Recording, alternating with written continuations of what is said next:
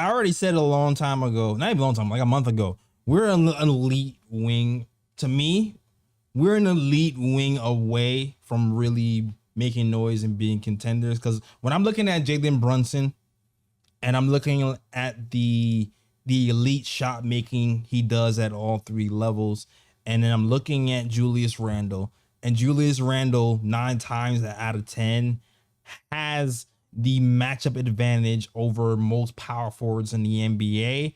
And then I'm looking at Mitch, you can call it the middle, and I'm like, all right, cool. We all we need is Grimes to grow up and hit more threes and be that defensive guy, and we really need a defensive wing to really put it all together. So I'm looking at a team in entirety. I'm looking at RJ Barrett, and I'm going, okay, this is your time to shine.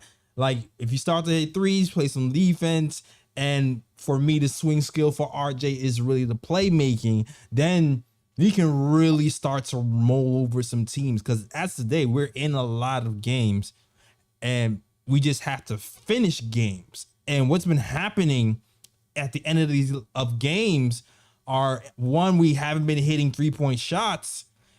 Two, when Jalen Brunson is starting to cook, the other team is putting taller, longer guys on him to slow him down, which means now you have to have your other playmaker finish the game because they're neutralizing Jalen Brunson.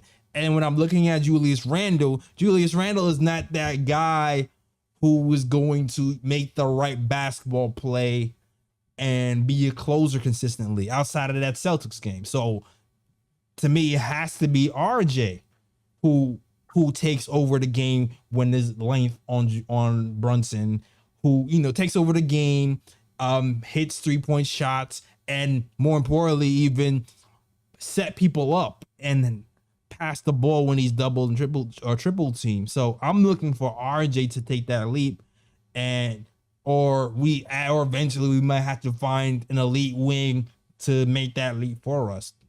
I was going to ask you that. So let's say, because really, I think a lot of us expected RJ to take a bigger leap this year. He's taken. Now, he's still only 22 years old.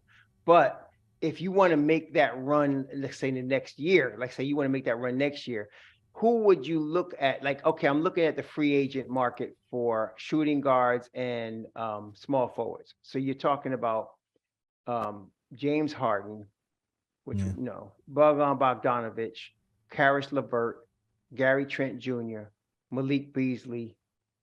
And I'm looking at guys that could play the wing, which means they could play small forward. Dylan Brooks.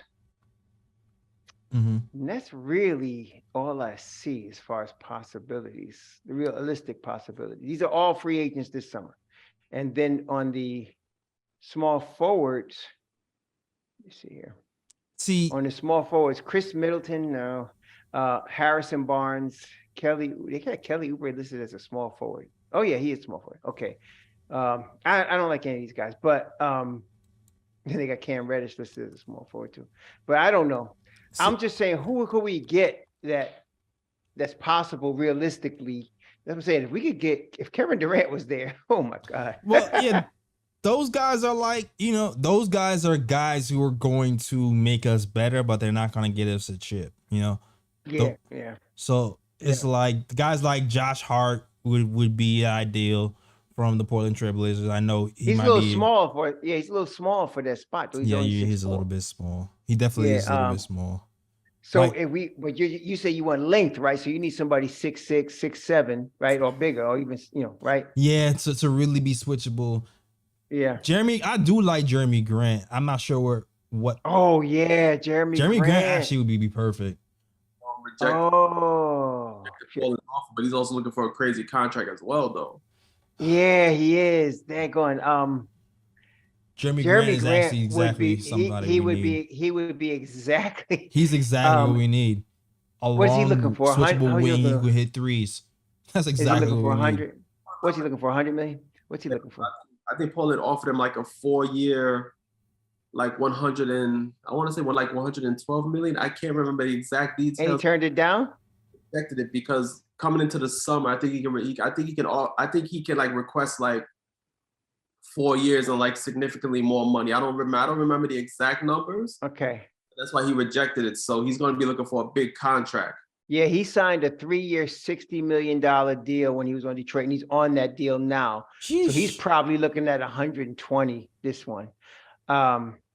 I mean, see, that's another team. You'd have to make a trade to get him. You'd have to trade a guy like RJ to get him because RJ and that money would match. So you have to trade a guy like RJ to get him. So would you trade RJ for Jerami Grant? Yo. Don't ask me that on camera. No, I'm saying though, but I think the Knicks would be a lot better though. I mean, really? Raw, I'm not gonna lie. I might do that. I would do that deal. I love RJ Barrett. Everybody knows I'm a big RJ supporter. I would do that deal. I might do that. I ain't even going front. That means you have Brunson. Yeah, Brunson, Grimes, Grant, Mitch Robb, Randall. You still have Obi. You still have Hartenstein and Sims. You still got Deuce and IQ. I would do that. Would be done. And you trade them straight up. Oh my gosh. I would do that deal. Damn. What about you, Ryan? Would you do that? Yeah, so these are the specific details. So yeah, the Blazers did offer him a 4-year, $112 million extension, but he rejected it because if he waits for the summer, other franchises can offer him 4 years, $174 million. Oh my God. Ooh. 4 years, $174 million. 174 over 4. Themselves would be able to offer him 5 years, $230 million.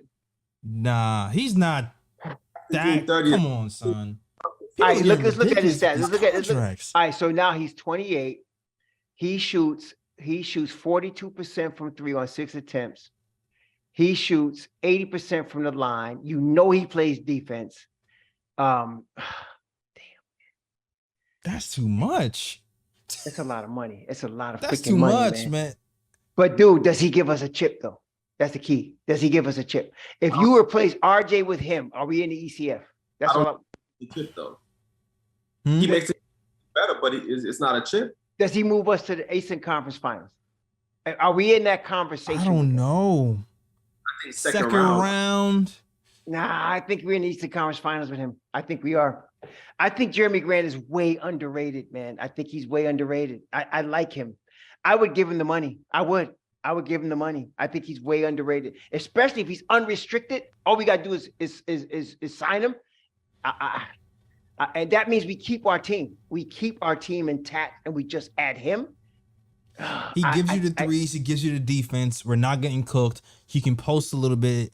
Yes, and he can play the 3 or the 4.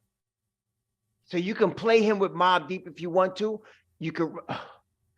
I have to do that. I have to do that, man. I have to. I'm sorry. Man. It's a little bit of an overpay. I agree. I would think his realistic market value is about 150. I really think that he's really 140, 150.